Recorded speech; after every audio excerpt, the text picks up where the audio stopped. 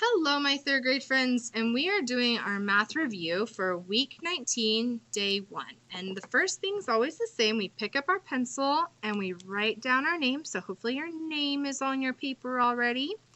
Now, you should have spent 10 minutes trying to solve these 4 problems. And now we are going to be correcting them, and you're going to make changes on your paper if you got them wrong. Otherwise, just follow along and listen. So, round each number to the nearest 10, then subtract. So this is a 2-step problem. 2 steps. We got to first round, then subtract.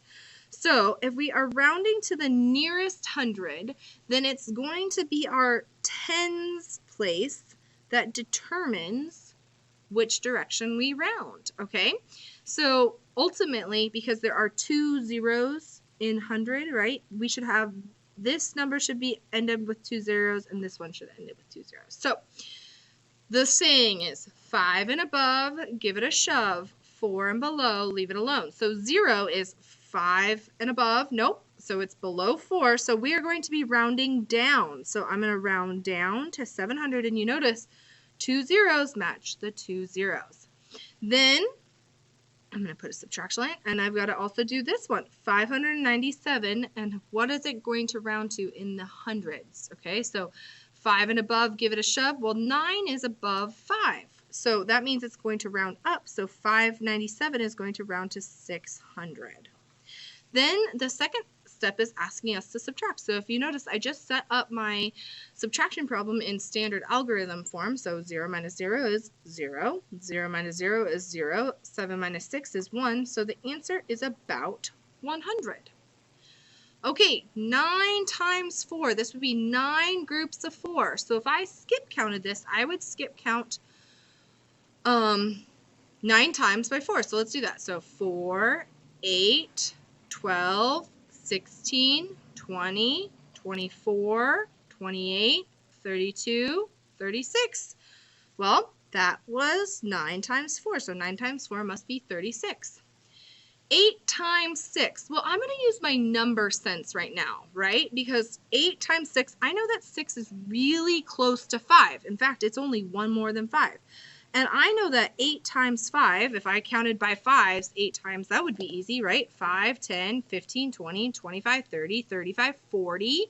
But I need to add 1 more 8, right? So if 8 times 5 equals 40, and I have to add another 8, right? This would be the 6th 8 right here. That's using my number sense. Then I know that 8 times 6 is 48. So I'm showing you different ways. Maybe you did this differently. 2 times 5. This would be 2 groups of 5. If I wanted, well, 2 groups of 5 equals 5 plus 5. That's easy. Well, 2 times 5 is 10.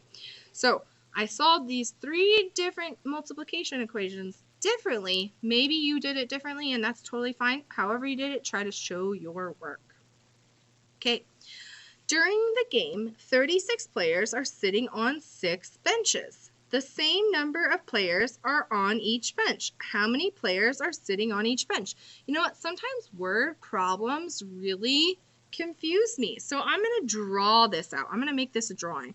So I know that there are 6 benches. Okay, so I'm going to 1, 2, 3, 4, 5, 6. Okay. So there are my benches, and we have that there are 36 players. So each dash is going to be a player. So 1, 2, 3, 4, 5, 6, 7, 8, 9, 10, 11, 12, 13, 14, 15, 16, 17, 18, 19, 20, 21, 22, 23, 24, 25, 26, 27, 28, 29, 30, 31, 32, 33, 34, 35, 36. So all my little tallies represent my players, and the question is asking how many players are on each bench. Well, I just drew this out, so if I count all my little tallies, there are 6 players on each bench. And you notice I'm actually writing out that. I'm not just writing 6, but I'm like clearly saying 6 players on each bench. If you did this differently, maybe you knew that this was 36 divided by 6, and we were trying to find out that number.